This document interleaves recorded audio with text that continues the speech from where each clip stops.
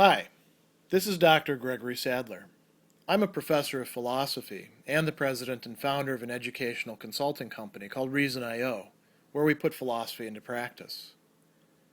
I've studied and taught philosophy for over 20 years, and I find that many people run into difficulties reading classic philosophical texts. Sometimes it's the way things are said or how the text is structured.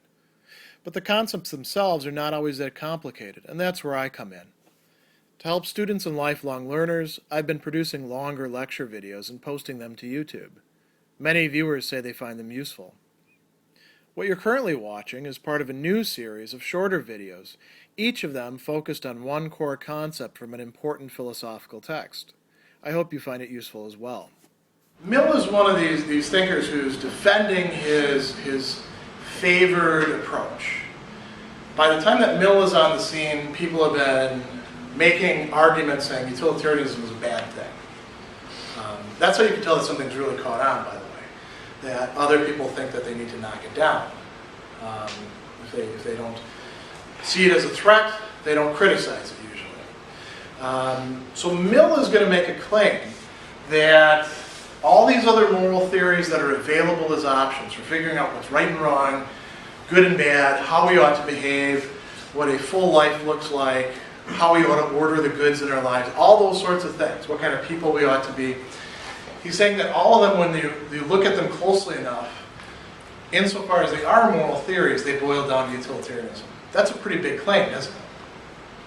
That's like saying this is the general theory of everything. Does he address every moral theory that's available? Not really. He addresses some of the ones that are prevalent in his time. So let's look at those, and then let's think about some of the other moral theories that we might be studying or arguing or using.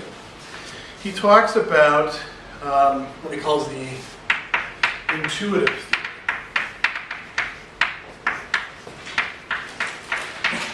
He says that this is a priori, and all a priori means in this case is we all sort of agree on it because of being human beings.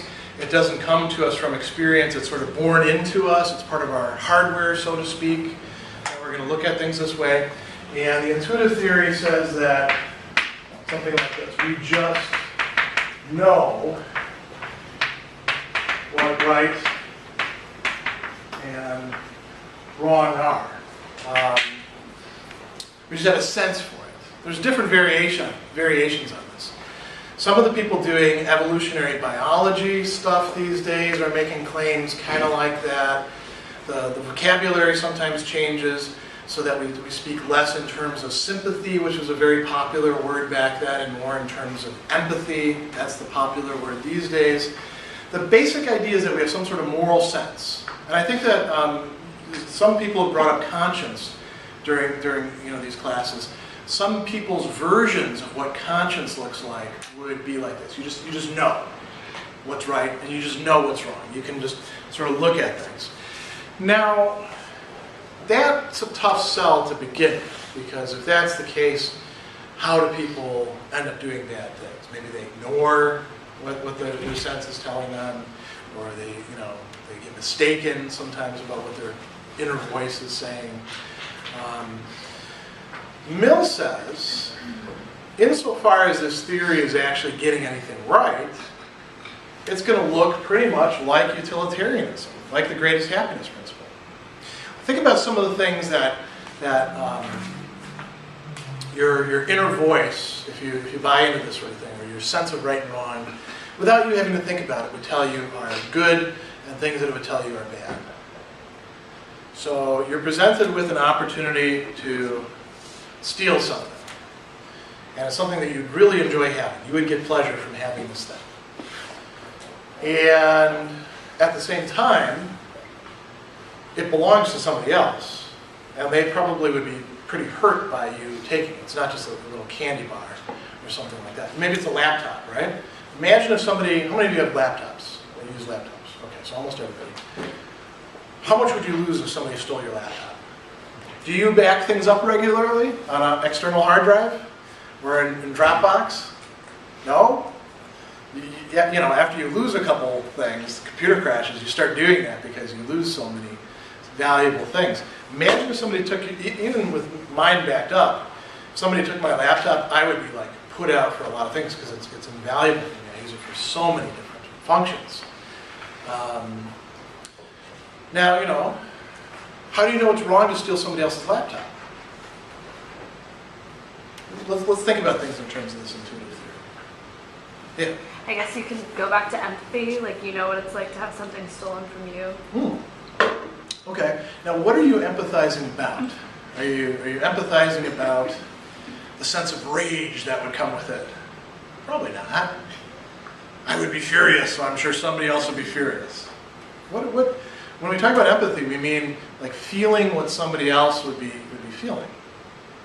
What are you thinking about that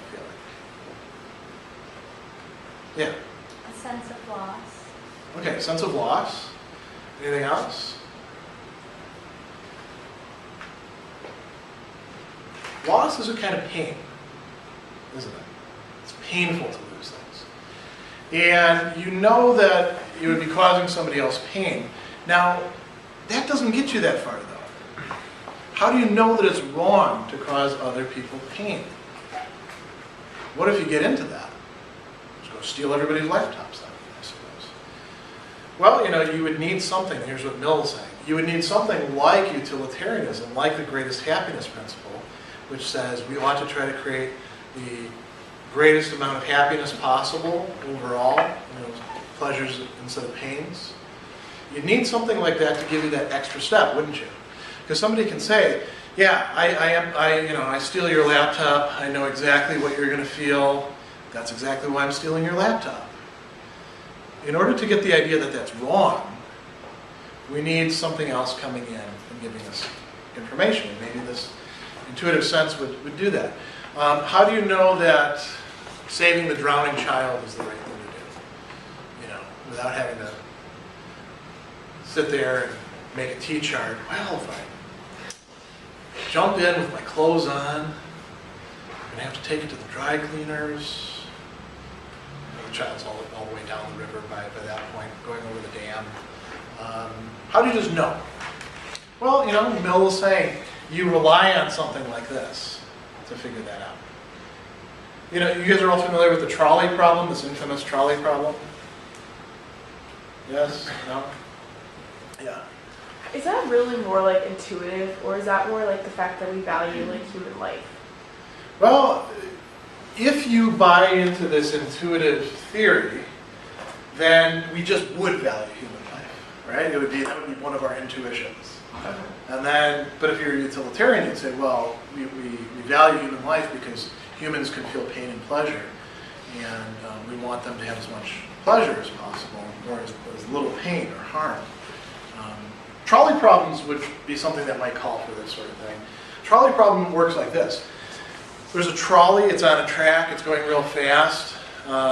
If you don't stop it in some way, then it's going to run over 5 people and kill them. It's going to inflict harm on them.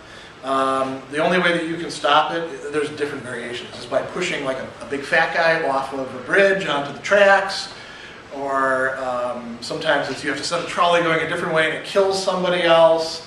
But you have to sacrifice one person or let the trolley roll over 5 people.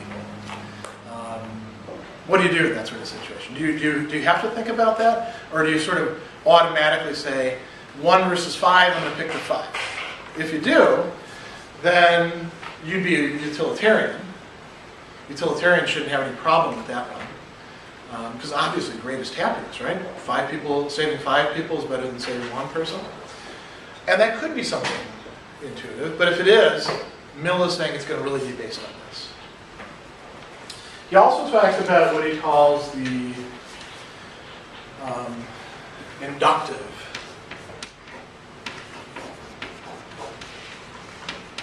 theories. And these just mean ones that we learn from experience, you know, what is right, what is wrong. We figure out what works out better, you know. So let's just put, this is an oversimplification, but let's just put trial and error, okay? How do you know what's good to do? Try doing different things, see what happens. Like, how do you know that you shouldn't How do little kids learn that they shouldn't hit people when they get angry? Pretty much. What do? They hit people when they get angry, you know? And then bad things happen to them. Sometimes they get punished. Sometimes they hit somebody because they're angry, and then they don't like the fact that the other person is now hurt, and that person's crying or perhaps angry, and won't be friends with them, and cringes when they come by, and they don't like that sort of thing, right? And then they say, well, I shouldn't hit people. How do you know that you should, how do you know it's a good thing to give people nice gifts? Or let's take gift giving. When you were a kid, when you had to go to birthday parties and bring gifts,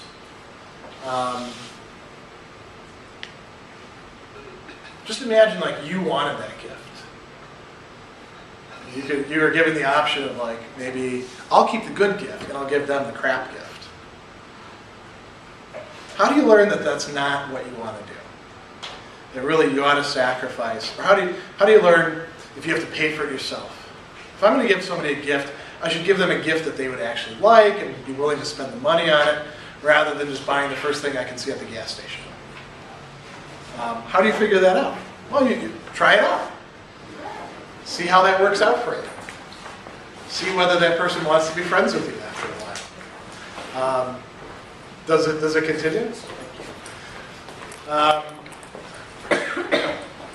Now give good gifts. See what that's like. Mill says you can do that if you want, and that is in fact how we learn a lot of our moral lessons, isn't it? But what basis do we make those decisions on? Pain and pleasure, and the greatest happiness principle. Then he brings up somebody else who we're going to study over the course of the semester, Immanuel Kant.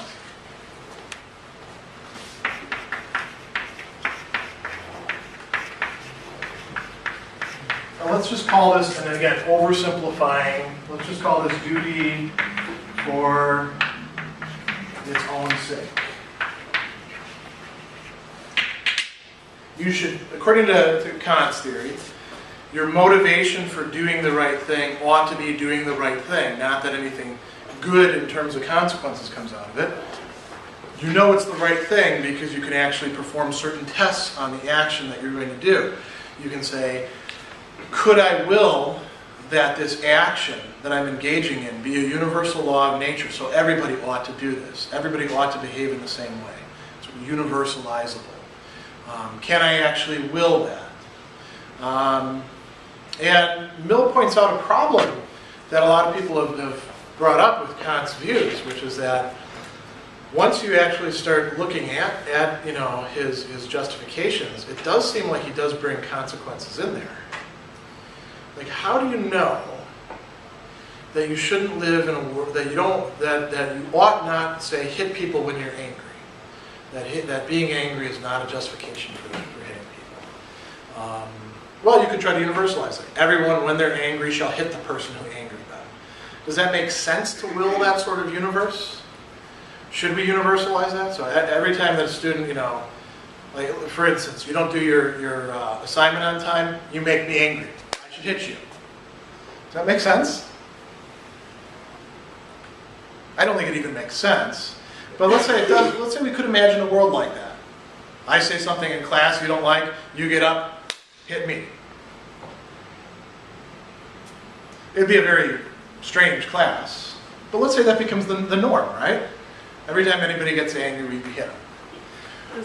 Would you want to live in a world like that? Unless you're really into hitting people and don't mind getting hit. Would you want to live in a world like that? No? But there you're talking about consequences, aren't you? And why would those be bad consequences? Because you don't like people hitting you. It causes pain, right?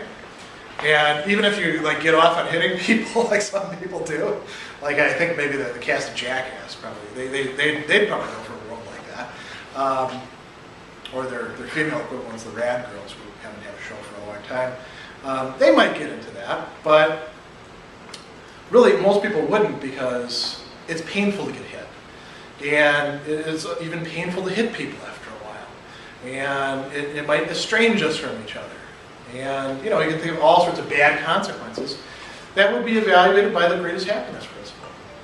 So if Mill is right, then what we're all doing at bottom is acting like utilitarians. So why don't we just peel the mask off and just say, we are utilitarians. Let's all just use the greatest happiness principle instead of doing all this window dressing stuff. That's one of the arguments that he's making. Whether or not that's really persuasive, you have to figure that out. Myself, I don't actually consider his argument that persuasive, but I'd like you to think about why it's not. So that's what he leads with. And that's pretty powerful stuff.